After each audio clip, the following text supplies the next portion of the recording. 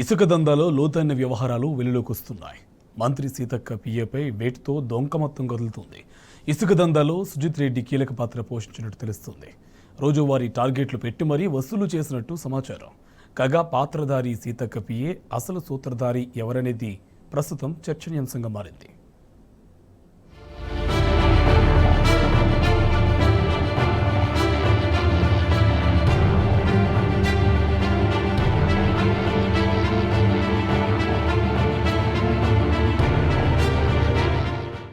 రాష్ట్రంలో ఇసుక మరోసారి దందాకు కేంద్రమైంది. కాంగ్రెస్ ప్రభుత్వం రాగానే ఇసుక విషయంలో అనుసరించాల్సిన విధానాలు కొందరికి కాసులు కురిపిస్తున్నాయి. ఇసుకతో ప్రభుత్వానికి రావాల్సిన ఆదాయం అధికార పార్టీలోని కొందరు ముఖ్యులకు చేరుతున్నది. ప్రభుత్వ అనుమతి ఉన్న ఇసుక రీచ్లను కాంగ్రెస్ ప్రభుత్వం మూసివేసింది. గడువు పొడిగిస్తూ కొత్త పాలసీ అనే కారణాలను చెప్పి అధికారికంగా ఇసుక విక్రయాలను నిలిపివేసింది. ఇదే అదునుగా అధికార పార్టీలోని కీలక ప్రజాప్రతినిధులు ఇసుకను ఆదాయ వనరుగా మార్చుకుంటున్నారు. కాంగ్రెస్ ప్రభుత్వం వచ్చి 2.5 నెలలే అవుతూ ఉన్న 2 వారాల క్రితం నుంచే ఈ దందా పెరిగింది.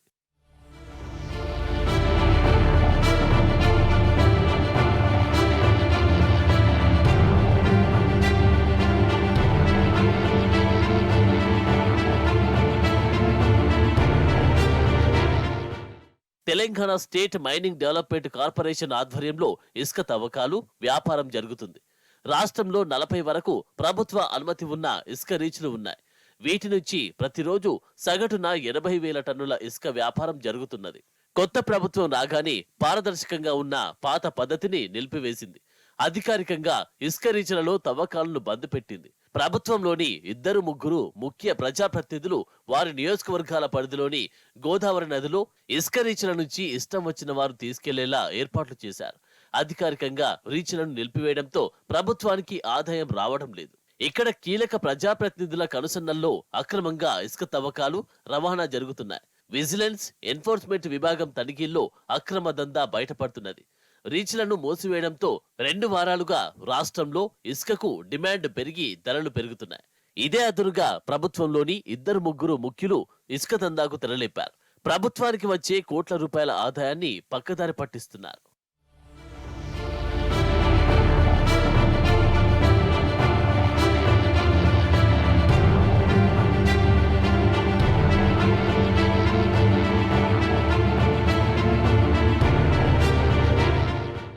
వరంగల్ ఉమ్మడి జిల్లాలోని మంత్రి దనసరి అనసూయ ప్రైవేటు పిఏ సుజిత్ రెడ్డి బండారం బయటపడింది.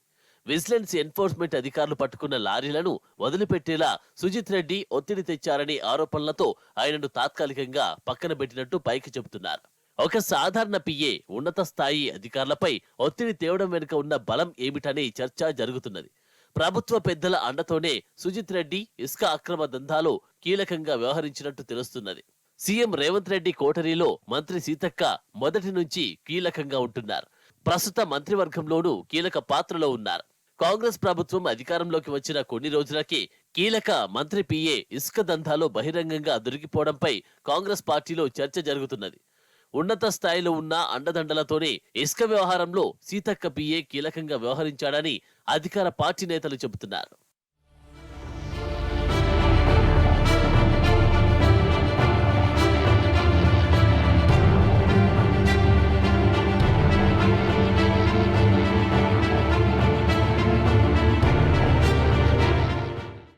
సిరిసిల్ల జిల్లాకు చెందిన సుజిత్ రెడ్డి అమ్మమ్మ ఊరు ములుగు మండలం దేవగిరిపట్నం.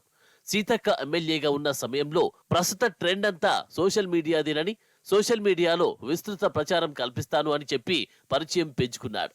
కొన్ని రోజులకే సీతక్కకు పిఏగా మారిపోయాడు. సీతక్కతో పాటు పలు కార్యక్రమాల్లో పాల్గొంటున్నట్టు సోషల్ మీడియాలో హల్చల్ చేసి కాంగ్రెస్ పార్టీ ముఖ్య నేతలతో సంబంధాలు పెంచుకున్నాడు. సీఎం రేవంత్ రెడ్డి సైతం పేరు పెట్టి పిలిచే స్థాయికి వెళ్లాడు. ఇక సీతక్క మంత్రి కాగానే సుజిత్ రెడ్డి ఇసుక దందా మొదలుపెట్టాడు. కాంగ్రెస్ అధికారంలోకి వచ్చిన కొద్ది రోజుల్లోనే ములుగు నియోజకవర్గం నేతలు సైతం ఆశ్చర్యపోయేలా సుజిత్ రెడ్డి బిజినెస్ మ్యాన్ గా మారిపోయాడని కాంగ్రెస్ నాయకులు చెబుతున్నారు. హైదరాబాద్ లెవెల్లో దందాలు చేయడం, కాంట్రాక్టర్లు, వ్యాపారుల వద్ద వసూలు చేయడం సుజిత్ కు పరిపాటిగా మారిందని అన్నారు. చివరికి సీతక్కను కలవాలన్నా ముందుగా సుజిత్ తో మంచిగా ఉండాల్సిన పరిస్థితి ఏర్పడిందని వాపోతున్నారు.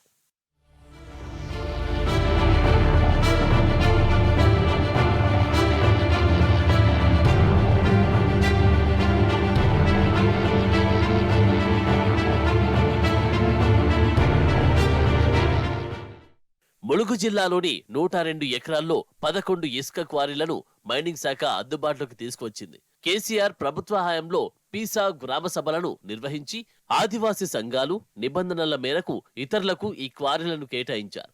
కాగా ప్రస్తుతం వెంకటాపురం మండలంలో 2 క్వారీలు, వాజేడు మండలంలో 3 క్వారీలు కొనసాగుతున్నాయి.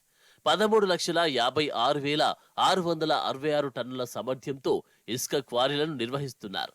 కానీ పీసా గ్రామ సభల ఆమోదం లభించకపోవడంతో క్వారీల్లో ఇసుక కొరత ఏర్పడుతున్నది. అటు మేడారం జాతర ముగిసే వరకు వరంగల్, ములుగు, ఏటూరు నాగారం రోడ్డులో ఇసుక లారీల రవాణాను నిలిపివేయడం ఇసుక అక్రమ వ్యాపారం చేసేవారికి మంచి అవకాశంగా మారింది. అటు ప్రస్తుతం కాళేశ్వరం వద్ద 8 క్వారీల నుంచి ఇసుక రవాణా జరుగుతున్నది. అయితే విలాసాగర్ క్వారీ నుంచి ఇసుక తరలింపును నిలిపివేయడంపై సందేహాలు వ్యక్తమవుతున్నాయి. ఇక్కడ నాణ్యమైన ఇసుక ఉండడంతో కాంట్రాక్టర్లు, అధికారులు కుమ్మక్కై కావాలని మూసివేశారని ఆరోపిస్తున్నారు. ప్రభుత్వ పెద్దల అండదండలతో ఒక అధికారి ఇసుక కృత్రిమ కొరత సృష్టిస్తున్నాడు అని, అతని కనుసన్నల్లోనే అక్రమ దందా యథేచ్ఛగా కొనసాగుతుందని చెబుతున్నారు.